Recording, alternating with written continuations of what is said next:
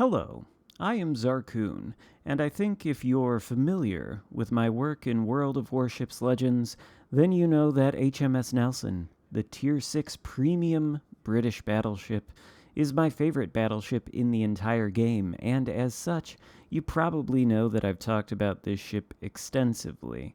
But one thing I don't think I've said with respect to the Nelson is just how good of an anti-destroyer battleship it is. And you might not think that on first glance. After all, the Nelson does not have exceptionally good secondaries, for example, nor does it have exceptionally good secondary range, although it does have secondaries, and it does have the secondary consumable that increases their accuracy and their rate of fire. It also does not have sonar, so it has no advanced warning of torpedoes.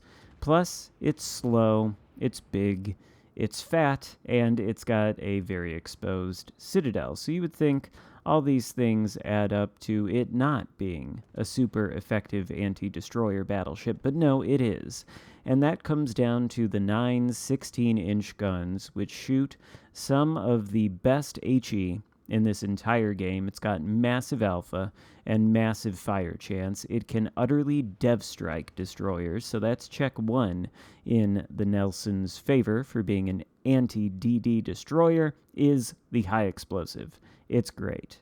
But the second thing is the maneuverability. The Nelson may be slow, but it's got a good turning circle, and it's got a very good rudder shift. So it can, with some agility, change directions, and that can throw off a lot of torpedoes. And then, all of its guns are concentrated in the front, so if it's pushing in and changing direction rapidly, then it can dodge torpedoes and it can keep all of its firepower on one target if it's pushing in toward them. And these two things, the maneuverability and the guns being all in the front, make the Nelson pretty capable of pushing into enemy destroyers. Now, it's not going to work all of the time, but if you can do it correctly, it can be very, very rewarding indeed. And that's what we're going to do in this game. Note there are 3 enemy destroyers. There's a Lightning, a Fletcher, and I think an Akatsuki. We are going to, well, you'll see when we get there. For now, there's a Fiji in front of us.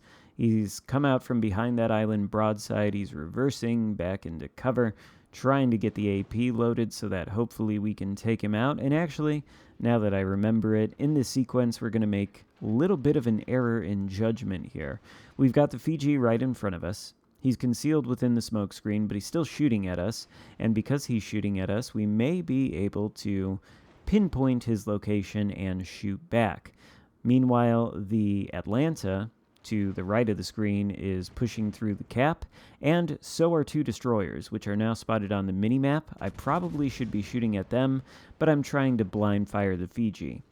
Fairly successfully, although I think those were 3 overpens, so the damage is not great. We do have to turn our attention to the Atlanta and the destroyers now, though, and we need to turn our bow in toward the source of the torpedoes. Unfortunately, we do take 1, but that is 1 of 2 torpedoes we're going to take in this next sequence, and trust me when I tell you, that is going to end up looking, hopefully, rather impressive at the end of proceedings here. We shoot at the Atlanta, get overpens like on the Fiji, but the rear turret of Justice does find the Atlanta's citadel, so 1 less cruiser to worry about, and we don't have to worry about his torps.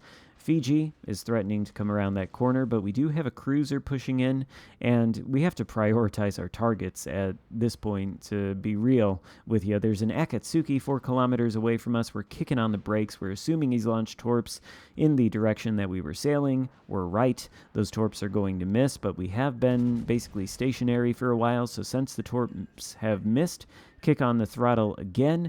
We are slow, but we are running the acceleration mod, and that acceleration is going to allow us to avoid the Akatsuki's second set of torpedoes and the 4 torpedoes which RNG decided would have a nice Nelson-sized gap in them that came from the other direction. I don't know who was responsible.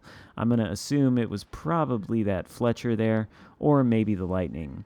there's the second torpedo we take in this engagement, but we are quite safe right now. The only thing that really could kill us at this point are the destroyer's teammates who are shooting at us. But the Akatsuki, I think we've already blapped him once. We're going to blap him again. Once again, the rear turret of justice comes through, and the Akatsuki goes down as our second kill of the game and our first DD casualty. That just leaves both the Fletcher and the Lightning in front of us. You can see them right there appearing in the smoke screen. We've got a cruiser shooting at us over there as well. I have no idea what it is, but obviously we want to take out these destroyers. There's no way we're going to come out of this alive. We're way overextended. We're in the middle of the entire enemy team. We're going to go down here. It's just a matter of time. The only question is, can we take the destroyers with us? And if we can, then we're going to have contributed very well to our team, and we're going to set them up for the win. After all, we still have 2 DDs left alive on our team. We've got no health left, but the Lightning's right in front of us, turning broadside. Only 6 guns on target, and I think it's the fact that only of those 6 guns were on target that result in the Lightning still being alive. But he's on fire, so he's still spotted, and my cruiser teammate there is in a perfect position to take him down. So, thanks to our efforts, all of the destroyers essentially go down. The rest of the enemy team follows suit with a Bismarck, and I think a Wichita is the only one left standing after this. My team has no problems hunting them down and taking them out because we took away the team's eyes and ears in the form of a destroyer. Certainly not a conventional way to play the Nelson.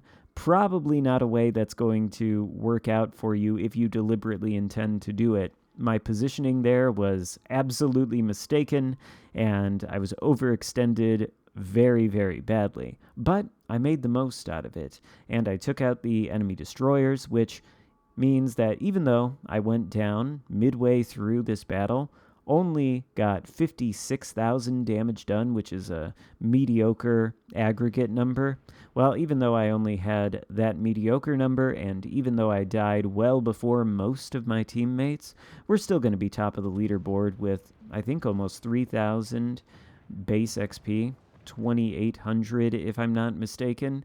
And that just goes to show you that destroyers are the most influential class of ships in this game. If you can trade your battleship for 2.5 destroyers, as was the case in this game, then that's a good trade to make. It's a game-winning trade to make, actually. And hopefully you found that trade entertaining, and hopefully you enjoyed it. If so, give the video a thumbs up, consider subscribing if you haven't already, and I'll see you next time. Goodbye.